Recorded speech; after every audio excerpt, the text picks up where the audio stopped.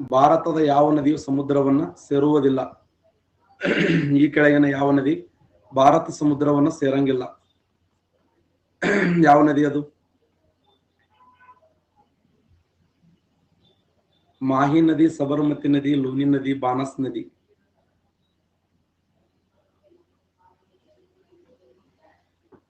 %48 correct answer ಮಾಡಿದ್ದೀರಿ. ಈ ಕೆಳಗಿನ ಯಾವ ನದಿ ಸಮುದ್ರವನ್ನು ಸೇರುವುದಿಲ್ಲ ಅಂತ ಕೇಳಿದಾಗ ಲೂನಿ ನದಿ ಸೇರಂಗಿಲ್ಲ ನೋಡಿ. ಲೂನಿ ನದಿ ಇದೆಯಲ್ಲ, ಇದು ಸಮುದ್ರವನ್ನ ಸೇರದೇ ಇರುವಂತ ನದಿ ಅಂತ ಹೇಳಿ ಗುರುತಿಸ್ತೀವಿ. ಯಾವ ನದಿ ಸಮುದ್ರವನ್ನ ಸೇರುವುದಿಲ್ಲ ಅಂದ್ರೆ ಲೂನಿ ನದಿ. ಲೂನಿ ನದಿ ಸರಿಯಾದಂತ ಉತ್ತರ. ಗಾಂಧೀಜಿಯವರು ಯಾವ ನದಿಯ ಪಕ್ಕದಲ್ಲಿ ಸತ್ಯಾಗ್ರಹ ಎಂಬ ಆಶ್ರಮವನ್ನು ಪ್ರಾರಂಭ ಮಾಡಿದರು?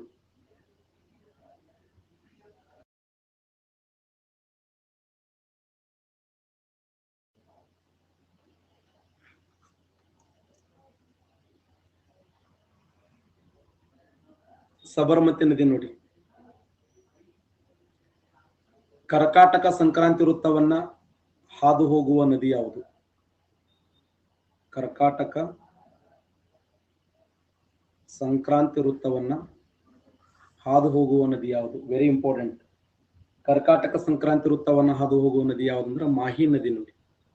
ಮಾಹಿ ನದಿ ಇದೆಯಲ್ಲ, ಕರ್ಕಾಟಕ ಸಂಕ್ರಾಂತಿ ವೃತ್ತವನ್ನ ಹಾದು ಹೋಗುತ್ತದೆ. ಭಾರತದ ಯಾವ ನದಿಯು ಸಮುದ್ರವನ್ನು ಸೇರುವುದಿಲ್ಲ ಅಂತಂದ್ರ ಲೂನಿ ನದಿ ರೈಟ್ ಆನ್ಸರ್. ಕೆಳಗಿನ ಯಾವ ಜೋಡಿಯು ಸರಿಯಾಗಿ ಹೊಂದಾಣಿಕೆಯಾಗಿರುವುದಿಲ್ಲ? ಮೇಘಸಾನಿ ಒರಿಸ್ಸಾ, ಕುದುರೆಮುಖ ಕರ್ನಾಟಕ, ಕಾಲ್ಸುಬಾಯಿ ಮಹಾರಾಷ್ಟ್ರ, ಗೋರಖ್ನಾಥ ಉತ್ತರ ಪ್ರದೇಶ. ಗೋರಖ್ನಾಥ್ ಉತ್ತರ ಪ್ರದೇಶ ಸರಿಯಾಗಿ ಹೊಂದಾಣಿಕೆಯಾಗಿಲ್ಲ ನೋಡಿ. ಕೆಳಕಂಡ ಯಾವ ಜೋಡಿಯು ಸರಿಯಾಗಿ ಹೊಂದಾಣಿಕೆಯಾಗಿರುವುದಿಲ್ಲ? ಗೋವಿಂದ ಸಾಗರ ಸಟ್ಲೇಜ್ ನದಿ, ಉಕಾಯಿ ಜಲಾಶಯ ತಾಪಿ, ಉಲಾರ್ ಸರೋವರ ಜೀಲಂ ನದಿ, ಕೊಲ್ಲೇರು ಸರೋವರ ಇದೆಯಲ್ಲ ಕಾವೇರಿ ನದಿ ಅಲ್ಲ. ಕೊಲ್ಲೇರು ಸರೋವರ ಯಾವ ನದಿಗಳ ಮಧ್ಯೆ ಕಂಡು ಬರುತ್ತದೆ ಅಂದ್ರ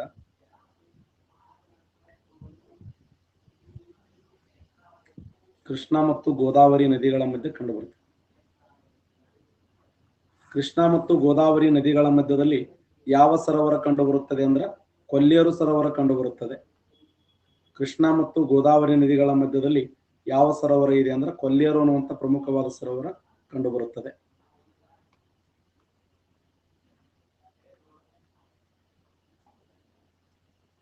ಭಾರತದ ಈ ಕೆಳಗಿನ ಹುಲಿ ಮೀಸಲು ಅರಣ್ಯಗಳು ಮತ್ತು ಅವುಗಳ ನೆಲೆಗಳನ್ನು ಹೊಂದಿಸಿ. ಹುಲಿ ಮೀಸಲು ಅರಣ್ಯ ನೆಲೆಗೊಂಡಿರುವ ಸ್ಥಳಗಳು: ಕಾಳಿ ಮೀಸಲು ಅರಣ್ಯ ಕರ್ನಾಟಕ, ತಲಕಾಡು ಮುಂಡನ್ತುರೈ ತಮಿಳುನಾಡು, ಪರಾಂಬಿಕುಲಂ ಕೇರಳ. ಮೇಲೆ ನೀಡಿರುವ ಯಾವ ಜೋಡಿಗಳು ಸರಿಯಾಗಿ ಹೊಂದಾಣಿಕೆಯಾಗಿವೆ? ಕೆಳಗೆ ನೀಡಲಾದ ಆಯ್ಕೆಗಳಿಂದ ಸರಿಯಾದ ಉತ್ತರವನ್ನು ಬರೆಯಿರಿ. ಎ ಮತ್ತು ಸಿ ಸರಿಯಾಗಿದೆ, ಎ ಬಿ ಸರಿಯಾಗಿದೆ, ಬಿ ಸಿ ಸರಿಯಾಗಿದೆ, ಮೇಲಿನ ಎಲ್ಲವೂ ಸರಿಯಾಗಿದೆ.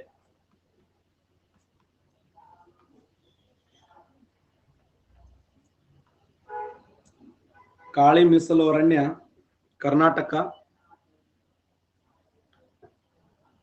ಕಲ್ಕಾಡ ಮುಂಡನ್ತುರೈ ತಮಿಳುನಾಡು, ಪರಾಂಬಿಕುಲಂ ಕೇರಳ. ಸರಿಯಾದಂತ ಉತ್ತರ ಮೇಲಿನ ಎಲ್ಲವೂ ಸರಿ ನೋಡಿ.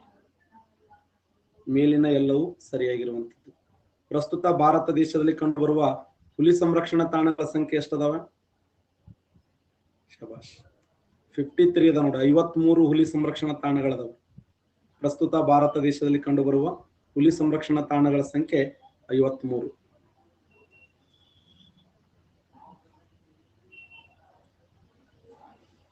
ರಾಣಿಗಂಜ್ ಕಲ್ಲಿದ್ದಲುಗಳು ಟಿಮ್ಟಿಮ್ ಮತ್ತು ಟಿಮ್ಟಿಮ್ ಬಗೆಯ ಅಧಿಕ ತೇವಾಂಶ, ಅಧಿಕ ಆವಿಶಿಲೆ, ಅಧಿಕ ತೇವಾಂಶ, ಕಡಿಮೆ ಆವಿಶಿಲೆ, ಕಡಿಮೆ ತೇವಾಂಶ, ಅಧಿಕ ಆವಿಶಿಲೆ, ಕಡಿಮೆ ತೇವಾಂಶ, ಕಡಿಮೆ ಆವಿಶಿಲೆ.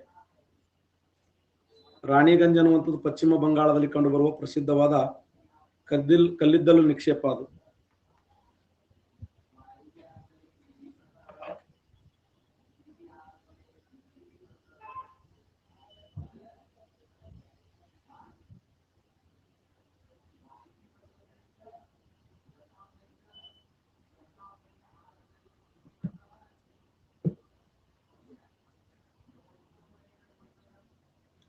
ಅಧಿಕ ತೇವಾಂಶ ಅಧಿಕ ಆವೇಶಿಲ್ಲ, ರೈಟ್ ಆನ್ಸರ್ ನೋಡಿ.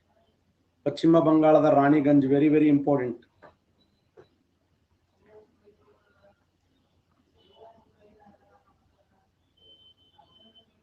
ತಲ್ಚಾರ, ರಾಣಿಗಂಜ, ಸಿಂಗ್ರೌಲಿ,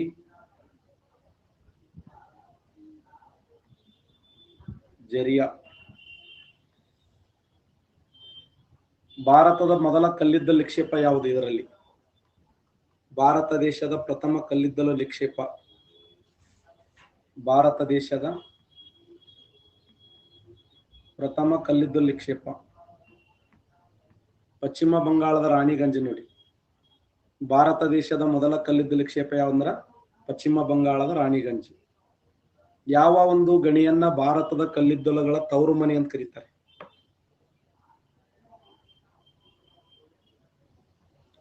ಯಾವುದನ್ನ ಭಾರತ ದೇಶದ ಕಲ್ಲಿದ್ದಲದ ತವರು ಮನೆ ಎಂದು ಕರೆಯುತ್ತಾರೆ? ಜಾರ್ಖಂಡ್ ರಾಜ್ಯದ ಜರಿಯಾ ನೋಡಿ. ಜಾರ್ಖಂಡ್ ರಾಜ್ಯದ ಜರಿಯಾ ಇದೆಯಲ್ಲ, ಇದನ್ನ ಭಾರತ ದೇಶದ ಕಲ್ಲಿದ್ದಲದ ತವರು ಮನೆ ಅಂತ ಹೇಳಿ ಕರೀತಾರೆ.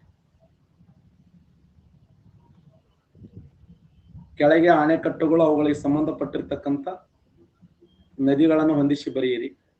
ಹಿರಾಕುಡ್ಡ,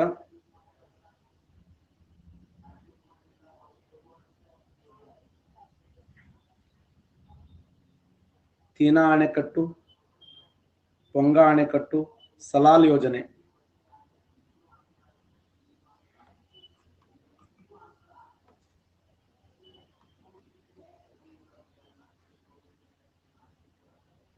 ರವಿಕಾಂತ್ ಅವರು, ಸೈಕಲ್ ಮಹೇಶ್ ಅವರು, ರಾಘವೇಂದ್ರ ಅವರು, ಮಿಸ್ಟರ್ ಲಕ್ಕಿ ಅವರು, ಪ್ರಿಯಾ ಅವರು, ಆಕಾಶ್ ಹುಗಾರ್ ಅವರು, ರಾಜೇಶ್ ಅವರು, ಶಿವರಾಜ್ ಅವರು, MP ಅವರು, ಅಜಿತ್ ಅವರು, ಹೇಮಂತ್ ಅವರು, ಶಾಂತವೀರ್ ಅವರು, ದಿವ್ಯಾ ಅವರು. ಸರಿಯಾದಂತ ಉತ್ತರ ಒಂದನೇದು ರೈಟ್ ಆನ್ಸರ್ ನೋಡಿ. ಹಿರಾಕುಡ್ಡ ಅಣೆಕಟ್ಟು ಮಹಾನದಿಗೆ ಅಡ್ಡಲಾಗಿ, ತೀನಾ ಅಣೆಕಟ್ಟು ರಾವಿ ನದಿಗೆ ಅಡ್ಡಲಾಗಿ, ಪೊಂಗಾ ಅಣೆಕಟ್ಟು ಬಿಯಾಸ್ ನದಿಗೆ ಅಡ್ಡಲಾಗಿ, ಸಲಾಲ್ ಯೋಜನೆ ಚೀನಾಮ್ ನದಿಗೆ ಅಡ್ಡಲಾಗಿ ಕಟ್ಟಲಾಗಿದೆ. Match the followings, very very important. ಅಣೆಕಟ್ಟುಗಳು ಮತ್ತು ನದಿಗಳು. ಯಾವ ರಾಜ್ಯದಲ್ಲಿ ಚಳಿಗಾಲದಲ್ಲಿ ಅಧಿಕ ಮಳೆಯಾಗುತ್ತದೆ? ಚಳಿಗಾಲದಲ್ಲಿ ಮಳೆ ಪಡೆಯುವಂತ ರಾಜ್ಯ ಯಾವುದು?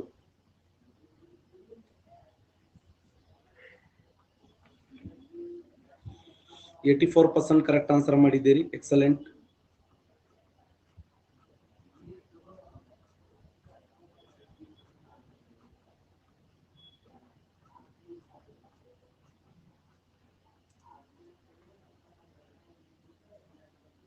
ಚಳಿಗಾಲದಲ್ಲಿ ಮಳೆ ಪಡೆಯುವ 2 ರಾಜ್ಯಗಳು. ಒಂದು ಪಂಜಾಬ್ ರಾಜ್ಯ ಮಳೆ ಪಡೆಯುತ್ತದ. ಪಂಜಾಬ್ ಯಾವ ಶಾಖೆಯಿಂದ ಮಳೆ ಪಡೆಯುತ್ತದೆ ಅಂದ್ರ ಮೆಡಿಟೇರಿಯನ್ ಶಾಖೆಯಿಂದ ಮಳೆ ಪಡೆಯುತ್ತದೆ.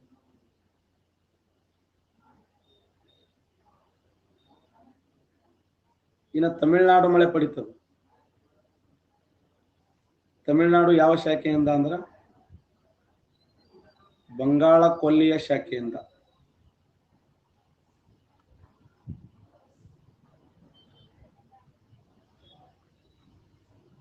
ಬಂಗಾಳ ಕೊಲ್ಲಿಯ ಶಾಖೆಯಿಂದ. ಭಾರತ ದೇಶ ಚಳಿಗಾಲದಲ್ಲಿ ಎಷ್ಟು % ಮಳೆ ಪಡೆಯುತ್ತಂದ್ರ 2% ಮಳೆ ಪಡೆಯುತ್ತದೆ. 2% ಮಳೆ ಪಡೆಯುತ್ತದೆ. ಹೌದಲ್ಲ? ಕರ್ನಾಟಕ ರಾಜ್ಯ 1% ಮಳೆ ಪಡೆಯುತ್ತದೆ. ಕರ್ನಾಟಕ ರಾಜ್ಯದ ಯಾವ ಜಿಲ್ಲೆ ಮಳೆ ಪಡೆಯುತ್ತಂದ್ರೆ ಚಾಮರಾಜನಗರ ಮಳೆ ಪಡೆಯುತ್ತದೆ. ಯಾವ ಶಾಖೆಯಿಂದ ಅಂದ್ರೆ ಬಂಗಾಳ ಕೊಲ್ಲಿಯ ಶಾಖೆಯಿಂದ ಮಳೆ ಪಡೆಯುತ್ತದೆ.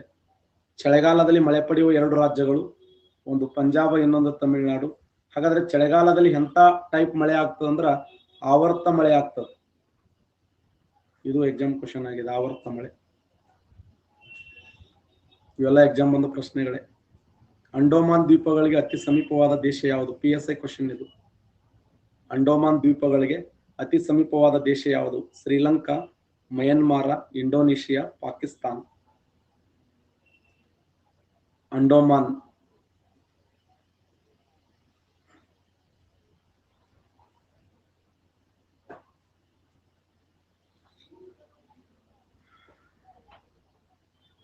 ಉತ್ತರ ಅಂಡೋಮಾನ್, ಮಧ್ಯ ಅಂಡೋಮಾನ್, ದಕ್ಷಿಣ ಅಂಡೋಮಾನ್, ಚಿಕ್ಕ ಅಂಡೋಮಾನ್, ಕಾರ್ ನಿಕೋಬಾರ್, ಲಿಟಲ್ ನಿಕೋಬಾರ್, ಗ್ರೇಟ್ ನಿಕೋಬಾರ್. ಅಂಡೋಮಾನ್ ನಿಕೋಬಾರವನ್ನು ಬೇರ್ಪಡಿಸುವ ಕಾಲುವೆ 10 ಡಿಗ್ರಿ ಚಾನಲ್. ಉತ್ತರ ಅಂಡೋಮಾನ್. ಅಂಡೋಮಾನಕ್ಕೆ ಸಮೀಪವಾದ ದೇಶ ಅಂದ್ರೆ ಮಯನ್ಮಾರ. ನಿಕೋಬಾರಕ್ಕೆ ಸಮೀಪವಾದ ದೇಶ ಅಂದ್ರೆ ನೀವು ಅಂದಂಗೆ ಇಂಡೋನೇಷ್ಯಾನೇ ಇದೆ. Java, Sumatra, Indonesia.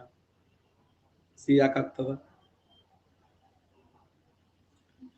ಅಲ್ಲ, ಅಂಡೋಮಾನಕ್ಕೆ ಸಮೀಪವಾದ ದೇಶ ಅಂದ್ರೆ ಮಯನ್ಮಾರ, ನಿಕೋಬಾರಕ್ಕೆ ಸಮೀಪವಾದ ದೇಶ ಅಂದ್ರೆ ಇಂಡೋನೇಷಿಯಾ.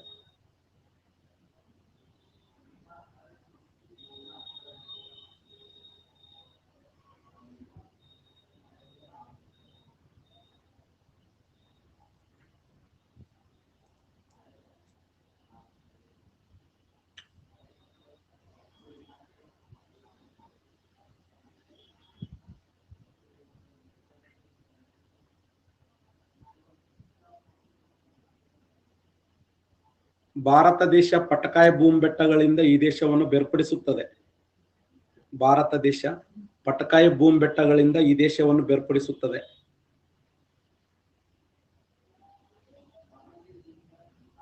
ಭಾರತ ದೇಶ ಪಟಕಾಯ ಭೂಮಿ ಬೆಟ್ಟಗಳಿಂದ ಈ ದೇಶವನ್ನು ಬೇರ್ಪಡಿಸುತ್ತದೆ ಅಂದ್ರೆ ಸರಿಯಾದಂತ ಉತ್ತರ ಮಯನ್ಮಾರ್ ದೇಶ. ನೋಡಿ, ಮಯನ್ಮಾರ್ಕ್ಕಿರುವ ಇನ್ನೊಂದು ಹೆಸರೇ ಬರ್ಮಾ. ಬರ್ಮಾ ಅಂದ್ರೂ ಒಂದೇ, ಮಯನ್ಮಾರ್ ಅಂದ್ರೂ ಒಂದೇ. ಭಾರತ ದೇಶ ನಿಕೋಬಾರ್ ಜಲಾಶಯದಿಂದ ಈ ದೇಶವನ್ನು ಬೇರ್ಪಡಿಸುತ್ತದೆ. ಭಾರತ ದೇಶ ನಿಕೋಬಾರ್ ಎಂಬ ಜಲಾಶಯದಿಂದ ಜಲಸಂಧಿಯಿಂದ ಈ ದೇಶವನ್ನು ಬೇರ್ಪಡಿಸುತ್ತದೆ. ನಿಕೋಬಾರ್. ನಿಕೋಬಾರ್ ಸರಿಯಾದಂತ ಉತ್ತರ ಇಂಡೋನೇಷ್ಯಾ. ಭಾರತ ಮತ್ತು ಇಂಡೋನೇಷ್ಯಾಗಳನ್ನು ಬೇರ್ಪಡಿಸುವ ಜಲಸಂಧಿ ಯಾವುದಂದ್ರ ನಿಕೋಬಾರ್ ಜಲಸಂಧಿ. ನಿಕೋಬಾರ್ ಜಲಸಂಧಿ.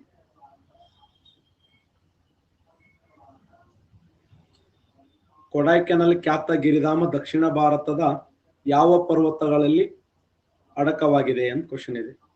ನಮಗೆ ಅಷ್ಟು ಸಿಂಪಲ್ ಇದೆ ಕ್ವಶನ್ ಇದು, ಆದರೂ ನಾವು ಮತ್ತೆ ಮತ್ತೆ ತಪ್ಪುಗಳನ್ನು ಹಾಕ್ತೀವಿ. ಕೊಡೈಕೆನಾಲ್ ಅನ್ನುವುದು ದಕ್ಷಿಣ ಭಾರತದ ಗಿರಿಧಾಮಗಳ ರಾಣಿ ಅಂತ ಕರೀತಾರೆ. ಯಾವುದು? ಉದಕಮಂಡಲ ಊಟಿಯನ್ನು ದಕ್ಷಿಣ ಭಾರತ ಗಿರಿಧಾಮಗಳ ರಾಣಿ. ಕೊಡೈಕೆನಾಲ್ ಅನ್ನುವುದು ಒಂದು ಖ್ಯಾತ ಗಿರಿಧಾಮ. ಇದು a famous hill station. Kodaikanal ಇದೆಲ್ಲಿ ಕಂಡು ಬರ್ತದೆ ಅಂದ್ರ ಸರಿಯಾದಂತ ಉತ್ತರ ಪಳನಿ ಬೆಟ್ಟಗಳಲ್ಲಿ ಕಂಡು ಬರ್ತದೆ. ಪಳನಿ ಬೆಟ್ಟಗಳು. ದಕ್ಷಿಣ ಭಾರತದ ಅತಿ ಎತ್ತರವಾದ ಆನೈಮುಡಿ ಶಿಖರ. ದಕ್ಷಿಣ ಭಾರತದ ಅತಿ ಎತ್ತರವಾದ ಆನೈಮುಡಿ ಶಿಖರ.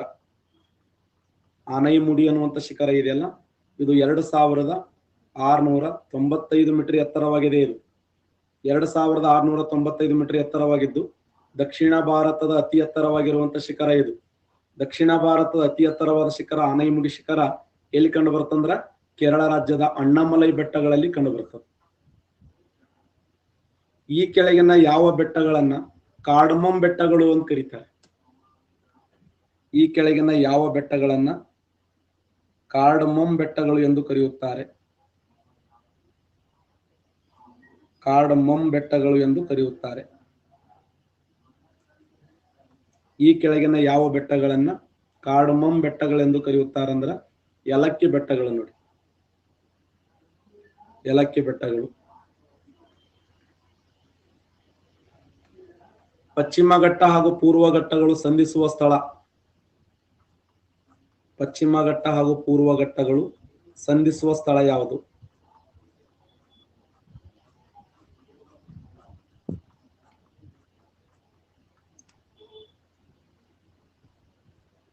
ಪಶ್ಚಿಮ ಘಟ್ಟ ಹಾಗೂ ಪೂರ್ವ ಘಟ್ಟಗಳು ಸಂಧಿಸುವ ಸ್ಥಳ ಯಾವಂದ್ರ ನೀಲಗಿರಿ ಬೆಟ್ಟಗಳು. ಪಶ್ಚಿಮ ಘಟ್ಟ ಪೂರ್ವ ಘಟ್ಟಗಳು ಸಂಧಿಸುವ ಸ್ಥಳ ಯಾವಂದ್ರ ನೀಲಗಿರಿ ಬೆಟ್ಟಗಳಲ್ಲಿ ಸಂಧಿಸ್ತವೆ. ಮಯನ್ಮಾರದೊಂದಿಗೆ ಸಾಮಾನ್ಯ ಗಡಿಯನ್ನು ಹೊಂದಿರುವ ಭಾರತ ರಾಜ್ಯಗಳು. ನಿಮ್ಗೆ ಈ ತರ ಕೇಳ್ತಾನಂತ ಹೇಳಿದ್ದೆ, ನೆನಪಿದೆಯಾ? ನೋಡಿ, ಆ ಚಾಪ್ಟರ್ ಮುಗಿದ ತಕ್ಷಣ ಈ ತರ ಕ್ವಶನ್ಗಳನ್ನ ನಾವು ಬಿಡಿಸ್ತಾ ಹೋಗ್ಬೇಕು. ಮಯನ್ಮಾರದೊಂದಿಗೆ ಸಾಮಾನ್ಯ ಗಡಿಯನ್ನು ಹೊಂದಿರುವ ಭಾರತ ರಾಜ್ಯಗಳು ಮಿಜೋರಾಮ, ಮಣಿಪುರ, ನಾಗಾಲ್ಯಾಂಡ್, ಅರುಣಾಚಲ ಪ್ರದೇಶ. ಮಿಜೋರಾಮ, ತ್ರಿಪುರ, ಮೇಘಾಲಯ, ಅಸ್ಸಾಮ. ಮಿಜೋರಾಮ, ಮಣಿಪುರ, ತ್ರಿಪುರ, ಮೇಘಾಲಯ. ಮಿಜೋರಾಮ, ಮಣಿಪುರ, ತ್ರಿಪುರ, ಅರುಣಾಚಲ ಪ್ರದೇಶ.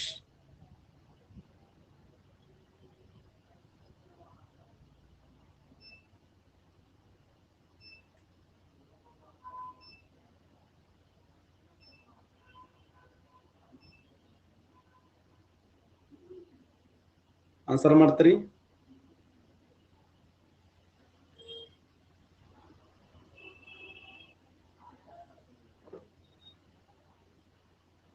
%54 ಕರೆಕ್ಟ್ ಆನ್ಸರ್ ಮಾಡಿದ್ದೀರಿ.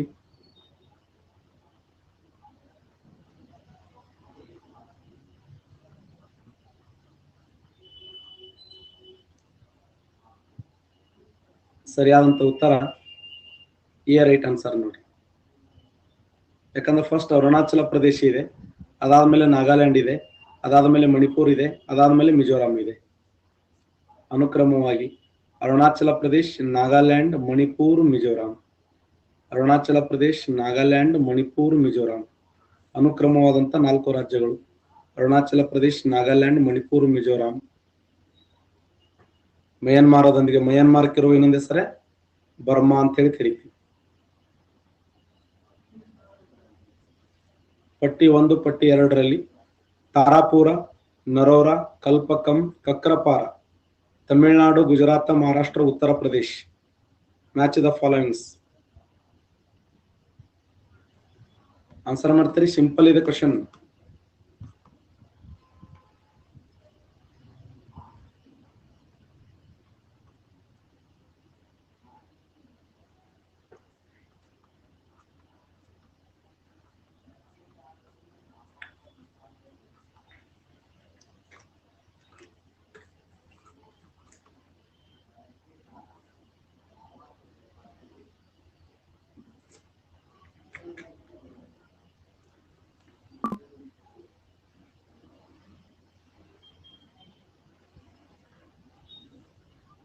ತಾರಾಪುರ ಎಲ್ಲಿದೆ ಅಂದ್ರೆ ಮಹಾರಾಷ್ಟ್ರದಲ್ಲಿದೆ ನೋಡಿ.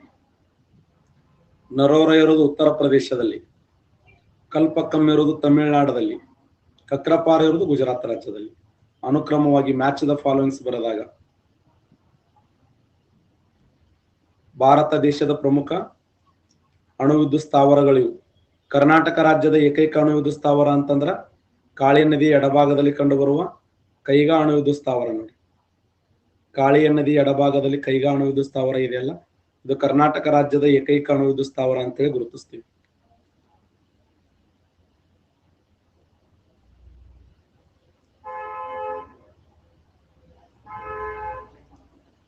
ಭಾರತೀಯ ಸೈನ್ಯವು ಲೇಹನಲ್ಲಿನ ಹಳ್ಳಿಗಳಿಗೆ ಸಂಪರ್ಕಿಸಲು 260 ಅಡಿ ಉದ್ದದ ಮೈತ್ರಿ ಸೇತುವೆಯನ್ನ ಯಾವ ನದಿಯ ಮೇಲೆ ನಿರ್ಮಿಸಿದೆ? Super question. ಯಾವ ನದಿಯ ಮೇಲೆ ನಿರ್ಮಿಸಿದೆ? ಭಾರತೀಯ ಸೈನ್ಯವು ಲೇಹನಲ್ಲಿರುವ ಹಳ್ಳಿಗಳಿಗೆ ಸಂಪರ್ಕಿಸಲು 260 ಅಡಿ ಉದ್ದದ ಮೈತ್ರಿ ಸೇತುವೆಯನ್ನ ಯಾವ ನದಿಯ ಮೇಲೆ ನಿರ್ಮಿಸಿದೆ ಅಂತಂದ್ರ ಸರಿಯಾದಂತ ಉತ್ತರ ಇಂಡಸ್ ನದಿಯ ಮೇಲೆ. ಇಂಡಸ್ ಅಥವಾ ಸಿಂಧು.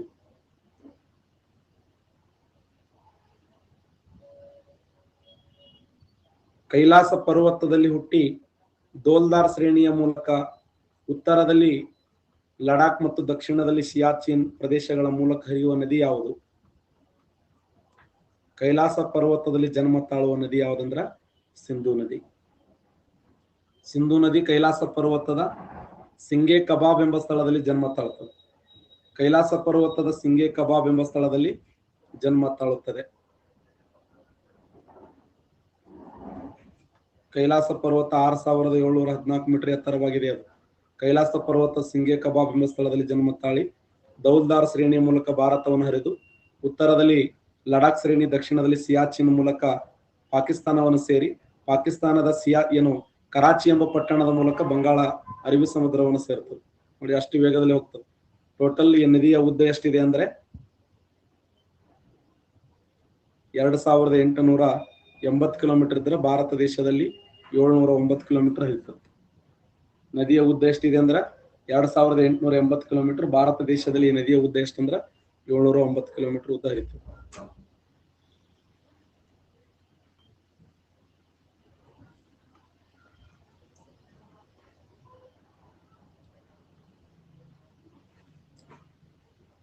ಕಿಸನ್ ಗಂಗಾ ಎಂಬುದು ಯಾವ ನದಿಯ ಉಪನದಿಯಾಗಿದೆ?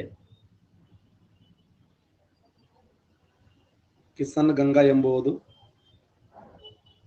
ಯಾವ ನದಿಯ ಉಪನದಿಯಾಗಿದೆ?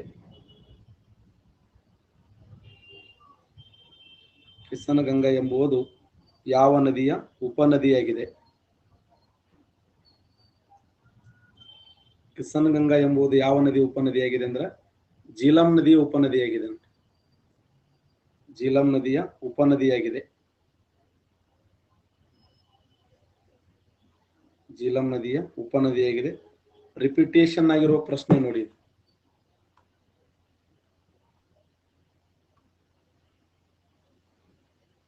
ಭಾರತದ ಜಲೀಯ ರೈಲು ಯೋಜನೆಯನ್ನು ಎಲ್ಲಿ ಪ್ರಾರಂಭಿಸಬೇಕೆಂದು ಉದ್ದೇಶಿಸಲಾಗಿದೆ?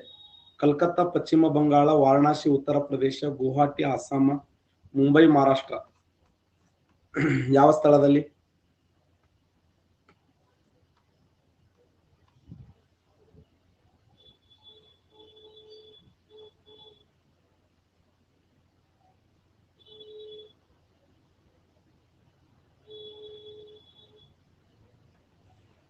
ಕಲ್ಕತ್ತಾ, ಪಶ್ಚಿಮ ಬಂಗಾಳ ರೈಟ್ ಆನ್ಸರ್.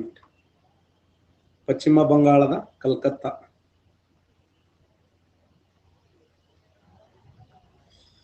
ಕೊಂಕಣಿ ರೈಲು ವಲಯದ ಕೇಂದ್ರ ಎಲ್ಲಿದೆ? ಕೊಂಕಣಿ ರೈಲು ವಲಯದ ಕೇಂದ್ರ ಎಲ್ಲಿದೆ?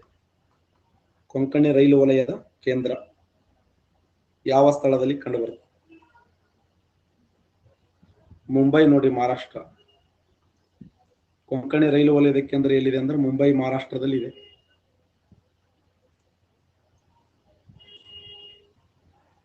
ಟೂರಿಯಲ್ ಜಲವಿದ್ಯುತ್ ಯೋಜನೆ ಕೇಂದ್ರವು ಈ ರಾಜ್ಯದಲ್ಲಿ ಸ್ಥಾಪನೆಯಾಗಿದೆ ಅಂದ್ರೆ ಮಿಜೋರಾಂ ರೈಟ್ ಆನ್ಸರ್. ಮಿಜೋರಾಂ ಸರಿಯಾದಂತ ಉತ್ತರ.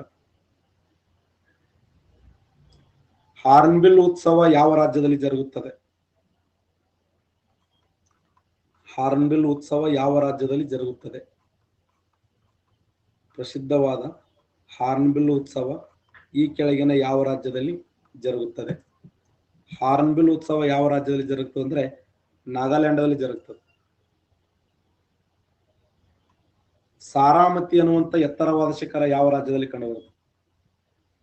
3820 ಮೀಟರ್ ಎತ್ತರವಾಗಿದ್ದು ಈಶಾನ್ಯ ಬೆಟ್ಟಗಳಲ್ಲಿ ಅತಿ ಎತ್ತರವಾದ ಶಿಖರ ಅಂದ್ರೆ ಸಾರಾಮತಿ. ಈಶಾನ್ಯ ಬೆಟ್ಟಗಳಲ್ಲಿ ಅತಿ ಎತ್ತರವಾದ ಶಿಖರ ಅಂದ್ರೆ ಸಾರಾಮತಿ. ಆ ಸಾರಾಮತಿ ಶಿಖರ ಯಾವ ರಾಜ್ಯದಲ್ಲಿ ಕಂಡುಬರುತ್ತೆ ಅಂದ್ರೆ ನಾಗಾಲ್ಯಾಂಡ್ನಲ್ಲಿ ಕಂಡುಬರುತ್ತೆ. ಕಾಜಿರಂಗ ಮತ್ತು ಮಾನಸ ಎಂಬ ಎರಡು ರಾಷ್ಟ್ರೀಯ ಉದ್ಯಾನವನಗಳು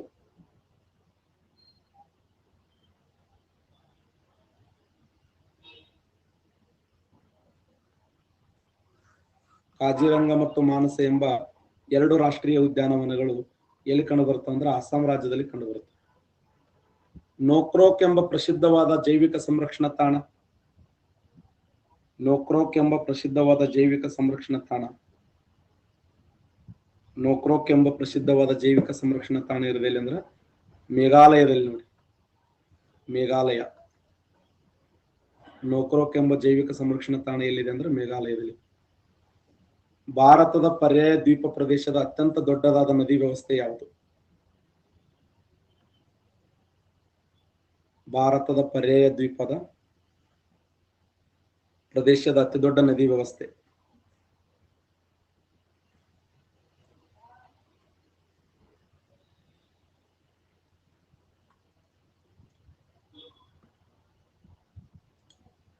ಗೋದಾವರಿ ನೋಡಿ. ಮಾಂಜ್ರಾ ಯಾವ ನದಿಯ ಉಪನದಿಯಾಗಿದೆ? ಮಾಂಜ್ರಾ ಎಂಬುದು ಯಾವ ನದಿಯ ಉಪನದಿಯಾಗಿದೆ? ಗೋದಾವರಿ. ಮಾಂಜ್ರಾ ಎಂಬುದು ಯಾವ ನದಿಯ ಉಪನದಿಯಾಗಿದೆ ಅಂದ್ರೆ ಗೋದಾವರಿ. ಚಿತ್ರಕೂಟ ಎಂಬ ಜಲಪಾತವನ್ನ ಭಾರತದ ನಯಾಗರ ಅಂತ ಕರೀತಾರೆ. ಅದು ಇಂದ್ರಾವತಿ ನದಿಯಿಂದ ನಿರ್ಮಾಣಗೊಂಡಿದೆ. ಅದು ಯಾವ ನದಿಯ ಉಪನದಿಯಾಗಿದೆ? ಇಂದ್ರಾವತಿ.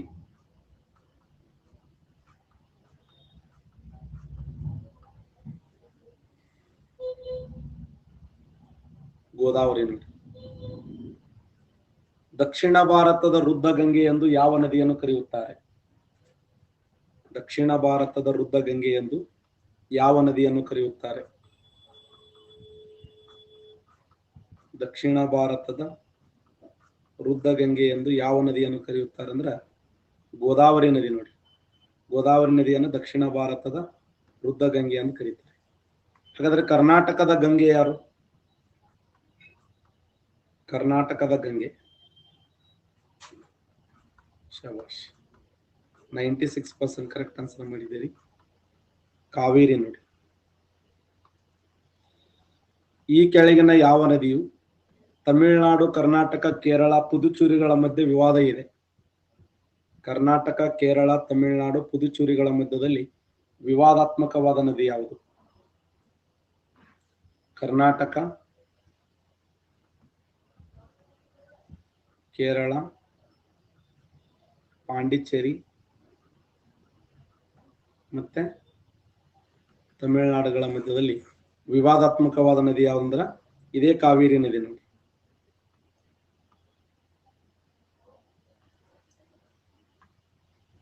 ಇತ್ತೀಚೆಗೆ ಉದ್ಘಾಟಿತವಾದ ದಿಫ್ಗೋ ಸೇತುವೆ ಕೆಳಗಿನ ಯಾವ ಎರಡು ಕಣಿವೆಗಳನ್ನ ಸಂಪರ್ಕಿಸುತ್ತದೆ? ದಿಬಾಂಗ್ ಕಣಿವೆ ಮತ್ತು ಲೋಹಿತ್ ಕಣಿವೆ, ಕಾಶ್ಮೀರ್ ಕಣಿವೆ ಮತ್ತು ಕುಲು ಕಣಿವೆ, ಬರಾಕ್ ಕಣಿವೆ ಮತ್ತು ಅಸ್ಸಾಂ ಕಣಿವೆ, ಬಾಸ್ಪಾ ಕಣಿವೆ ಮತ್ತು ಚಂಪಾ ಕಣಿವೆ. ಸಿಂಪಲ್ ಕ್ವಶನ್ ಇದೆ ನೋಡಿ.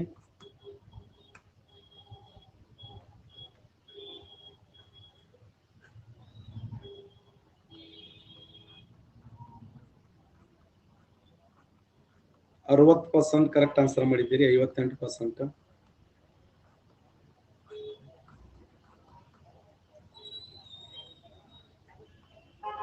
ದಿಹಾಂಗ್ ಕಣಿವೆ ಮತ್ತು ಲೋಹಿತ್ ಕಣಿವೆ ರೈಟ್ ಆನ್ಸರ್. ಇತ್ತೀಚೆಗೆ ಉದ್ಘಾಟಿತವಾದ ದಿಫ್ಗೋ ಸೇತುವೆ ಕೆಳಗಿನ ಯಾವ ಎರಡು ಕಣಿವೆಗಳನ್ನು ಸಂಪರ್ಕಿಸ್ತದೆ ಅಂದ್ರ ದಿಹಾಂಗ್ ಕಣಿವೆ ಮತ್ತು ಲೋಹಿತ್ ಕಣಿವೆ ರೈಟ್ ಆನ್ಸರ್. ದಿಹಾಂಗ್ ಕಣಿವೆ ಮತ್ತು ಲೋಹಿತ್ ಕಣಿವೆಗಳು ಯಾವ ರಾಜ್ಯದಲ್ಲಿ ಕಂಡು ಬರ್ತಾವಂದ್ರ ಅರುಣಾಚಲ ಪ್ರದೇಶದಲ್ಲಿ ಕಂಡು ಬರ್ತವೆ. ನೆನಪಿಡಿ, ಅರುಣಾಚಲ ಪ್ರದೇಶ.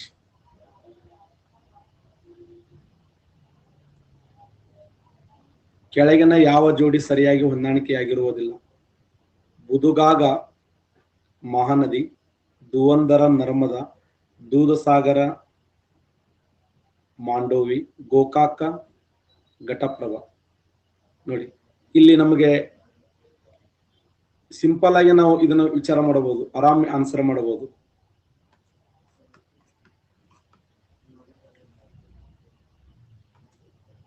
ಶಬಾಷ್.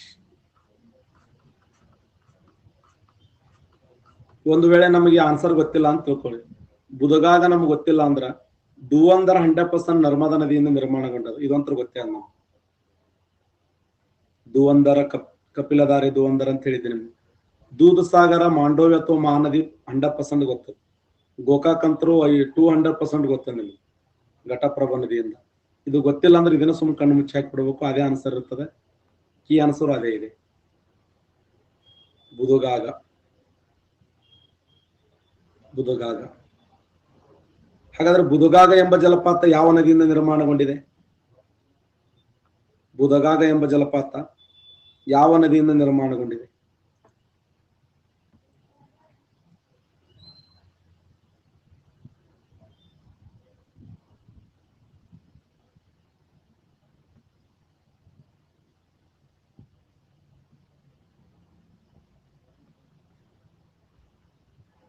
ಯಾರು ಹೇಳ್ತೀರಿ?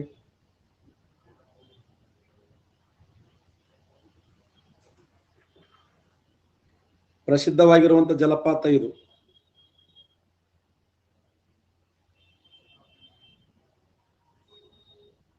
ಕಾಳಿ ನದಿಯ?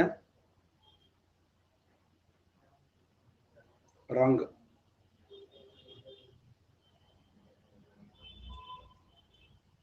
ತಪತಿ ನದಿನ?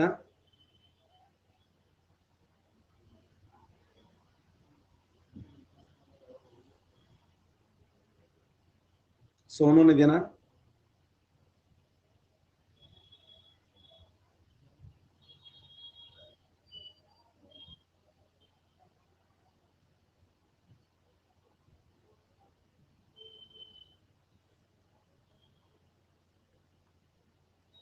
ಯಮುನಾ ನದಿನ?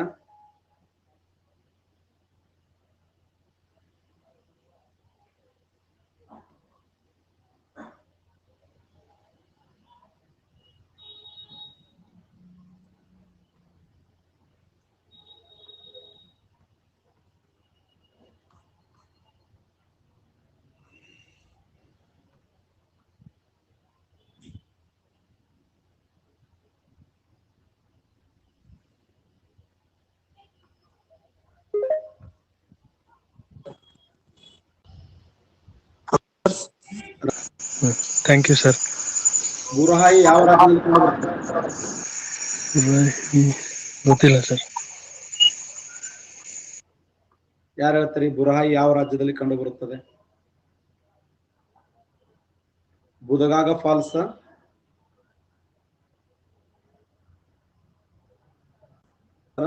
ಬುರಾಗಿ ನದಿಯಿಂದ ನಿರ್ಮಾಣಗೊಂಡಿದೆ. ಇದನ್ನು ಕರೆಕ್ಟ್ ಆನ್ಸರ್.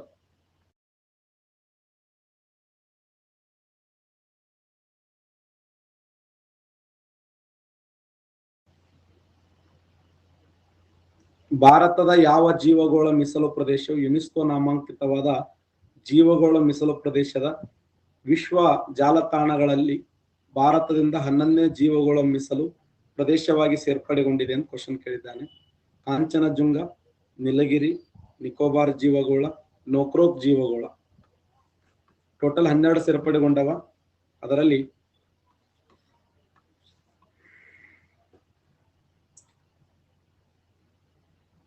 ಸರಿಯಾದಂತ ಉತ್ತರ ಕಾಂಚನಜುಂಗ ರೈಟ್ ಆನ್ಸರ್ ನೋಡಿ. ಕಾಂಚನಜುಂಗ ಸಿಕ್ಕಿಂ ರಾಜ್ಯದ್ದು.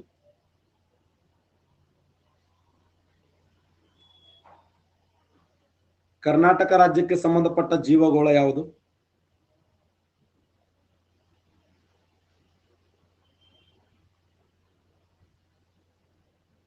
ಕರ್ನಾಟಕ ರಾಜ್ಯ ಅಂದ್ರೆ ನೀಲಗಿರಿ. ಯಾಕಂದ್ರೆ 3 ರಾಜ್ಯಗಳಿಗೆ ಸಂಬಂಧಪಟ್ಟಿದೆ ಇದು.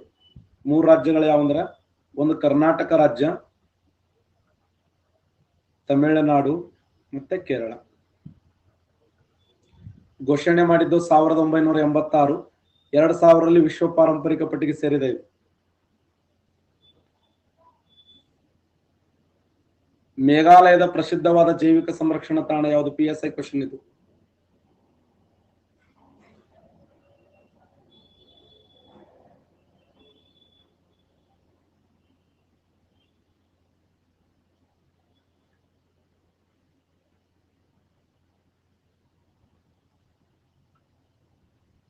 ಮೇಘಾಲಯದಲ್ಲಿ ಕಂಡುಬರುವ ನೋಕ್ರೋಕ್ ರೈಟ್ ಆನ್ಸರ್ ನೋಡಿ. ನೋಕ್ರೋಕ್ ಜೀವಗೋಳ ಮೀಸಲು ರೈಟ್ ಆನ್ಸರ್. ಮೇಘಾಲಯದಲ್ಲಿ ಕಂಡುಬರುತ್ತೆ. ಮುಂಬೈ ಮತ್ತು ಅಲಹಾಬಾದ್ ನಡುವಿನ ಕೇಂದ್ರ ಸರ್ಕಾರ ಉದ್ದೇಶಿಸಿದ ಪ್ರಥಮ ಹೈಸ್ಪೀಡ್ ರೈಲ್ವೆ ಇದು ಗಂಟೆಗೆ ಎಷ್ಟು ಕಿಲೋಮೀಟರ್ ವೇಗದಲ್ಲಿ ಚಲಿಸ್ತದೆ ಅಂತ ಕ್ವಶನ್ ಕೇಳ್ಯಾರ. ಒಂದು ಗಂಟೆಗೆ ಎಷ್ಟು ಕಿಲೋಮೀಟರ್ ವೇಗದಲ್ಲಿ ಚಲಿಸ್ತದೆ?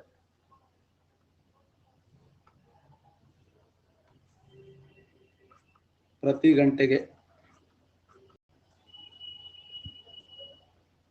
ಮುಂಬೈ ಅಹಮದಾಬಾದ್ ನಡುವಿನ ಸರ್ಕಾರದ ಉದ್ದೇಶಿತ ಪ್ರಥಮ ಹೈಸ್ಪೀಡ್ ರೈಲ್ವೆ ಯೋಜನೆ ಇದು ಪ್ರತಿ ಗಂಟೆಗೆ ಎಷ್ಟಂದ್ರ 508 ಕಿಲೋಮೀಟರ್. ಒಂದ್ಸಲ ಬಿಟ್ಟೇವಂತಂದ್ರೆ ಬೆಂಗಳೂರ ಒಂದೂವರೆ ಗಂಟೆನಾಗ ಹೋಗಿ ಮುಟ್ಬೋದು ಆರಾಮ್. ಹೋಗಿ ಕಾಯಿಪಲ್ಲೆ ತಗೊಂಡು ಮತ್ತೆ ಕೂತೇವಂದ್ರೆ ಮತ್ತೆ ಸಾಯಂಕಾಲ ಮಧ್ಯಾಹ್ನ ಬರ್ಬೋದು.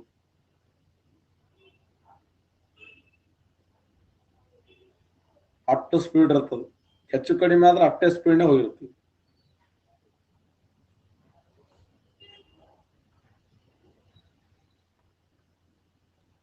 ಭೌಗೋಳಿಕ ವಿಸ್ತೀರ್ಣ ದೃಷ್ಟಿಯಿಂದ ಭಾರತ ಪ್ರಪಂಚದಲ್ಲಿ ಎಷ್ಟನೇ ಸ್ಥಾನದಲ್ಲಿದೆ? ಭಾರತ ಪ್ರಪಂಚದಲ್ಲಿ ಎಷ್ಟನೇ ಸ್ಥಾನದಲ್ಲಿದೆ? 7ನೇ ಸ್ಥಾನ ನೋಡಿ. ಪ್ರಥಮ ಸ್ಥಾನದಲ್ಲಿ ರಷ್ಯಾ ಇದೆ, ಕೆನಡಾ ಇದೆ,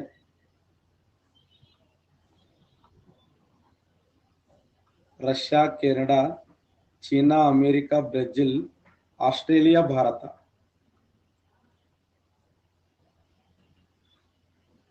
RKC AB right answer. Russia ಇದೆ, ಕೆನಡಾ ಇದೆ, ಚೀನಾ ಇದೆ, ಅಮೆರಿಕ ಇದೆ, ಬ್ರೆಜಿಲ್ ಇದೆ, ಆಸ್ಟ್ರೇಲಿಯಾ ಇದೆ, ಭಾರತ ದೇಶ ಇದೆ. ಅತಿ ಚಿಕ್ಕ ದೇಶ ಅಂದ್ರೆ ವ್ಯಾಟಿಕನ್ ಸಿಟಿ. ಪ್ರಪಂಚದ ಅತಿ ದೊಡ್ಡ ದೇಶ ಅಂದ್ರೆ ರಷ್ಯಾ. ಭಾರತ 7ನೇ ಸ್ಥಾನದಲ್ಲಿದೆ. ಭಾರತ ಮತ್ತು ಅಫ್ಘಾನಿಸ್ತಾನಗಳ ಮಧ್ಯೆ ಬೇರ್ಪಡಿಸುವಂತ ಗಡಿರೇಖೆ ಯಾವುದು? ಭಾರತ ಮತ್ತು ಅಫ್ಘಾನಿಸ್ತಾನಗಳ ಮಧ್ಯದಲ್ಲಿ ಬೇರ್ಪಡಿಸುವ ಗಡಿರೇಖೆ ಸರಿಯಾದಂತ ಉತ್ತರ ಡುರೆಂಡ್ ಗಡಿರೇಖೆ ನೋಡಿ. ಡುರೆಂಡ್ ಗಡಿರೇಖೆ ಸರಿ ಉತ್ತರ. 90% ಕರೆಕ್ಟ್ ಆನ್ಸರ್ ಮಾಡಿದ್ದೀರಿ. ಎಕ್ಸಲೆಂಟ್. ಸರಿಯಾದಂತ ಉತ್ತರ ಈ ಒಂದು ಡುರೆಂಡ್ ಅನ್ನುವಂತ ಗಡಿರೇಖೆ. ಭಾರತ ಮತ್ತು ಚೀನಾ ದೇಶಗಳ ಮಧ್ಯೆ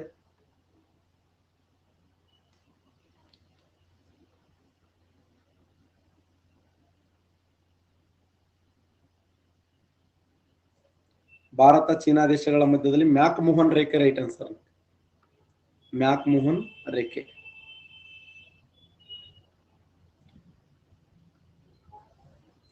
ಭಾರತದ ಅತ್ಯಂತ ಹಳೆಯ ಪರ್ವತ ಶ್ರೇಣಿಗಳು. ಬಹಳ ಸಾರಿ ರಿಪೀಟ್ ಆದ ಪ್ರಶ್ನೆ.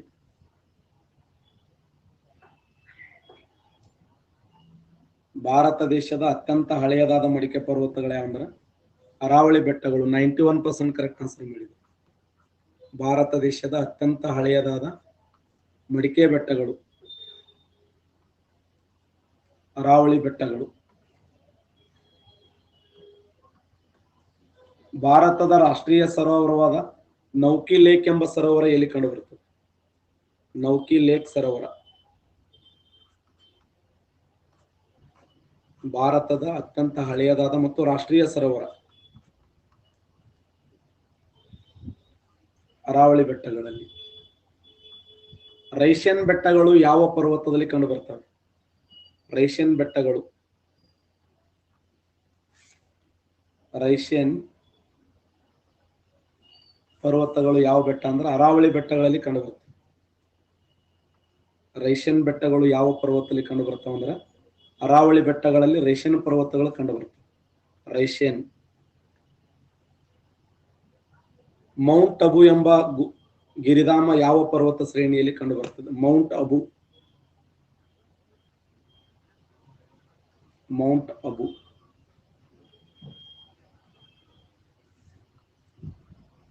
ಮೌಂಟ್ ಅಬು ಇದೇ ಅರಾವಳಿ ಬೆಟ್ಟಗಳಲ್ಲಿ ಕಂಡುಬರುತ್ತದೆ.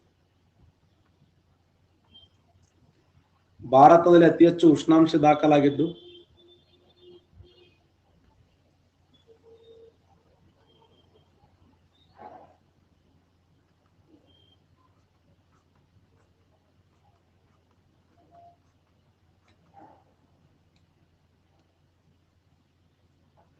Ganganagar right answer. ಇಲ್ಲಿಯವರೆಗೆ ಗರಿಷ್ಠ ಉಷ್ಣಾಂಶ ದಾಖಲಾಗಿದ್ದು ಗಂಗಾನಗರ.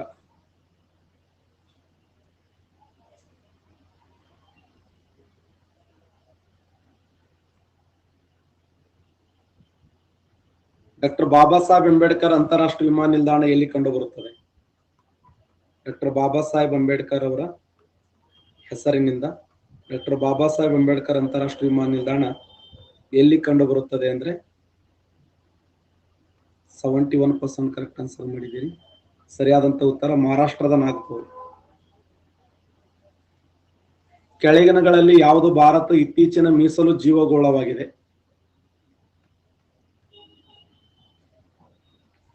ಇತ್ತೀಚಿನ ಜೀವಗೋಳ ಮೀಸಲು ಜೀವಗೋಳ ಯಾವುದಾಗಿದೆ?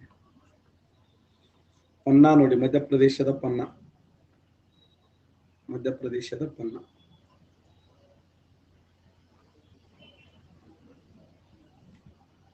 ಯಾವ ಜೀವಗೋಳವು ಜಗತ್ತಿನ ಅತಿದೊಡ್ಡ ಮ್ಯಾಂಗ್ರೋವ್ಸ್ ಅರಣ್ಯ ಹೊಂದಿದ ಜೀವಗೋಳವಾಗಿದೆ? ಪ್ರಪಂಚದ ಅತಿದೊಡ್ಡ ಮ್ಯಾಂಗ್ರೋವ್ಸ್ ಅರಣ್ಯ ಹೊಂದಿರುವ ಜೀವಗೋಳ.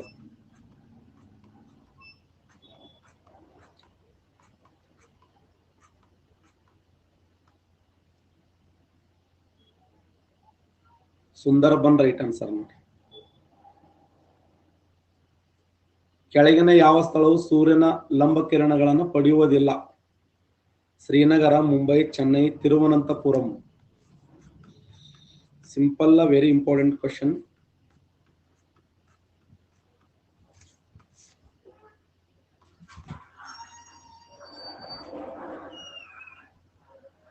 ಈ ಕೆಳಗಿನ ಯಾವ ಸ್ಥಳವು ಸೂರ್ಯನ ಲಂಬ ಕಿರಣಗಳನ್ನು ಪಡೆಯುವುದಿಲ್ಲ? ಶ್ರೀನಗರ ರೈಟ್ ಆನ್ಸರ್ ನೋಡಿ. ಈ ಕೆಳಗಿನ ಯಾವ ನಗರದ ಮೊದಲ ಹೆಸರು ಕನಿಷ್ಕಪುರವಾಗಿತ್ತು? ಸೋಮನಪುರ ಕನಿಷ್ಕಪುರವಾಗಿತ್ತು. ಯಾವ ನಗರದ ಮೊದಲ ಹೆಸರು ಕನಿಷ್ಕಪುರವಾಗಿತ್ತಂದ್ರ ಶ್ರೀನಗರ ನೋಡಿ.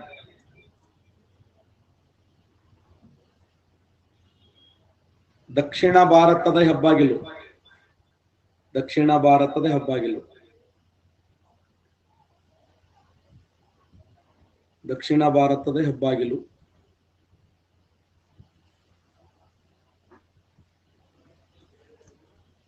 ಸರಿಯಾದಂತ ಉತ್ತರ ಚೆನ್ನೈ. ನೋಡಿ, ಭಾರತದ ಹೆಬ್ಬಾಗಿಲು ಅಂದ್ರೆ ಮುಂಬೈ, ದಕ್ಷಿಣ ಭಾರತ ಹೆಬ್ಬಾಗಿಲು ಅಂದ್ರೆ ಚೆನ್ನೈ.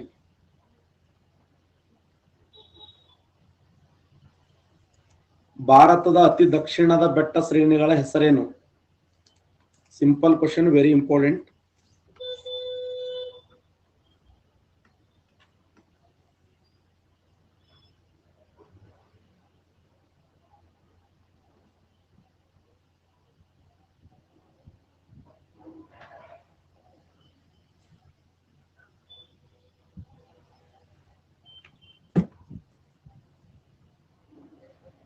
ಅವಲಕ್ಕಿ ಬೆಟ್ಟ ಅಂತ ಬರ್ಕೊಂಡ್ರಿ, ಅವಸರದಾಗ ಯಾಲಕ್ಕಿ ಬೆಟ್ಟ ಅಂತ ಬರೀ. ಕುಮಾರಿ ಶಾಂತ ಬರಿ ಅಂದ್ರೆ ಕರಿಮಾರಿ ಶಾಂತ ಅಂತ ಬರುತ್ತೆ. ಅಜ್ಜಿಯ ಜಂಬ ಬರಿ ಅಂದ್ರೆ ಅಜ್ಜಿಯ ಬಂಬ ಅಂತ ಬರುತ್ತೆ. ಅವಸರದಾಗ ನಿಧಿಗಣ ಅವಲಕ್ಕಿ ಬೆಟ್ಟಗಳಾದ ಯಾಲಕ್ಕಿ ಬೆಟ್ಟಗಳು, ಕಾರ್ಡಮಮ್ ಬೆಟ್ಟಗಳು ಅಂತ ಕರೀತಾರೆ. ಅಗಸ್ತ್ಯ ಮಲೈ ಬೆಟ್ಟಗಳು, ಅಗಸ್ತ್ಯ ಮಲೈ ಬೆಟ್ಟಗಳು.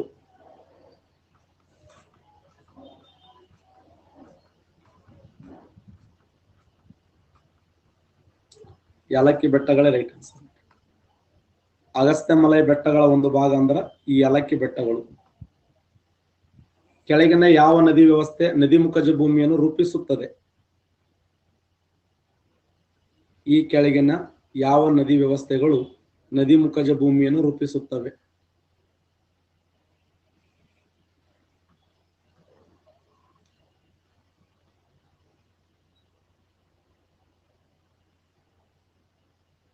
ಎಲ್ಲೆಲ್ಲಿ ನರ್ಮದಾ ಅದಾವಲ್ಲ ಬಿಟ್ಟು ಬಿಡ್ರಿ. ನರ್ಮದಾ ಯುದ್ಧದಲ್ಲಿ ಯಾವ ರೂಪಿಸಂಗಿಲ್ಲ, ಇವು ಮೂರು ರೂಪಿಸ್ತಾವ. ನದಿಮುಖಜ ಭೂಮಿ ಅಂದ್ರೆ ಏನು? ನದಿ, ಸಾಗರ, ಸಮುದ್ರ, ಸರೋವರ ಸೇರುವಾಗ ತನ್ನ ಮುಖದಲ್ಲಿ ನಿರ್ಮಾಣ ಮಾಡುವ ಭೂಮಿಯನ್ನು ನದಿಮುಖಜ ಭೂಮಿ ಅಂತ ಕರೀತಾರೆ. River delta.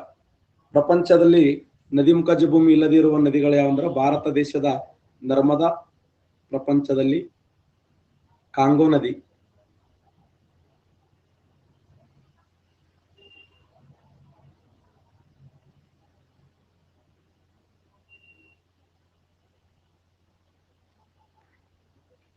ಕಾಂಗೋ ನದಿಗಿರುವ ಇನ್ನೊಂದು ಹೆಸರೇ ಜೈರೆ ನದಿ.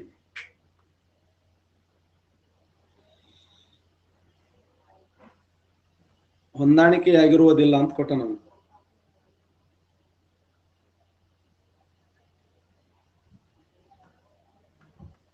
ಯಾವ್ದು ಸರಿಯಾಗಿ ಹೊಂದಾಣಿಕೆಯಾಗಿಲ್ಲ?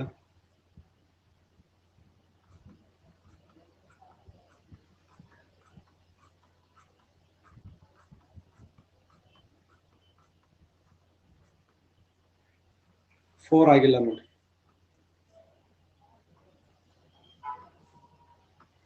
ಆಗ್ನೇಯ ಮಧ್ಯ ಯಾವ್ದಂದ್ರೆ ಬಿಲಾಸ್ಪುರ ಇದೆ. ಆಗ್ನೇಯ ಮಧ್ಯ ಇರುವುದು ಬಿಲಾಸ್ಪುರ. ಪೂರ್ವ ತೀರ ಭುವನೇಶ್ವರ ಇದೆ, ಉತ್ತರ ಮಧ್ಯ ಅಲಹಾಬಾದ್ ಇದೆ, ವಾಯುವ್ಯ ಜೈಪುರ್ ಇದೆ. ಆಗ್ನೇಯ ಮಧ್ಯ ಯಾವ್ದಿದೆ? ಬಿಲಾಸ್ಪುರ. ಈ ಕೆಳಗಿನ KS ಕ್ವಶನ್ ನೋಡಿದ್ರು, 2020 KS ಕ್ವಶನ್. ಕೆಳಗಿನ ಯಾವುದು ಗರಿಷ್ಠ ಸಂಖ್ಯೆಯ ರಾಷ್ಟ್ರೀಯ ಉದ್ಯಾನವನಗಳನ್ನು ಹೊಂದಿದೆ? ನೋಡೋ ಕ್ಲಾಸ್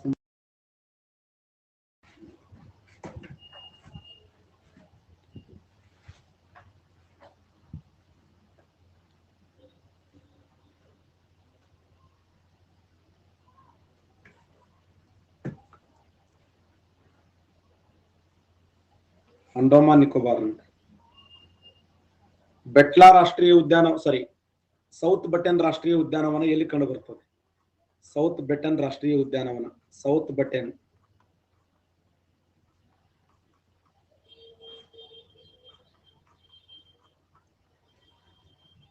ಸೌತ್ ಬಟನ್ ರಾಷ್ಟ್ರೀಯ ಉದ್ಯಾನವನ ಎಲ್ಲಿದೆ ಅಂದ್ರೆ ಅಂಡಮಾನ್ ನಿಕೋಬಾರದಲ್ಲಿದೆ. ನಮದಪ್ ರಾಷ್ಟ್ರೀಯ ಉದ್ಯಾನವನ, ನಮದಪ್ ರಾಷ್ಟ್ರೀಯ ಉದ್ಯಾನವನ, ನಮದಪ್ ರಾಷ್ಟ್ರೀಯ ಉದ್ಯಾನವನ ಅರುಣಾಚಲ ಪ್ರದೇಶದಲ್ಲಿ ಕಂಡುಬರುತ್ತದೆ. ನಮದಪ್ ರಾಷ್ಟ್ರೀಯ ಉದ್ಯಾನವನ ಅರುಣಾಚಲ ಪ್ರದೇಶದಲ್ಲಿ ಕಂಡುಬರುತ್ತದೆ.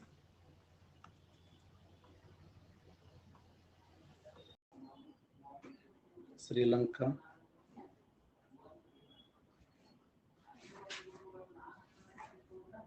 ಮಯನ್ಮಾರ್,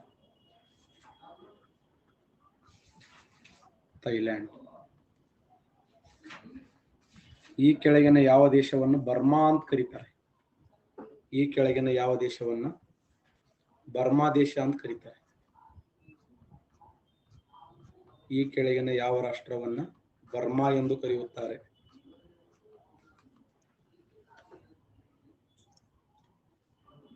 ಮಯನ್ಮಾರಕ್ಕಿರುವ ಇನ್ನೊಂದು ಹೆಸರೇ ಬರ್ಮಾ. ಬರ್ಮಾ ಅಂದ್ರೆ ಒಂದೇ, ಮಯನ್ಮಾರ್ ಅಂದ್ರೆ ಒಂದೇ. ಬರ್ಮಾ, ಮಯನ್ಮಾರ್.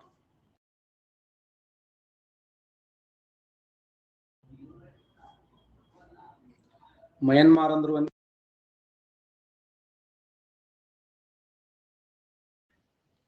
ಈ ಕೆಳಗಿನ ಯಾವ ದೇಶವನ್ನ ಜಂಬೂ ನಾಡು ಅಂತ ಕರೀತಿದ್ರು? ಜಂಬೂ ನಾಡು ಅಥವಾ ಜಂಬೂ ದ್ವೀಪ. ಈ ಕೆಳಗಿನ ಯಾವ ದೇಶವನ್ನ ಜಂಬೂ ನಾಡು ಅಂತ ಕರೀತಿದ್ರು? ಜಂಬೂ ನಾಡು ಅಥವಾ ಜಂಬೂ ದ್ವೀಪ.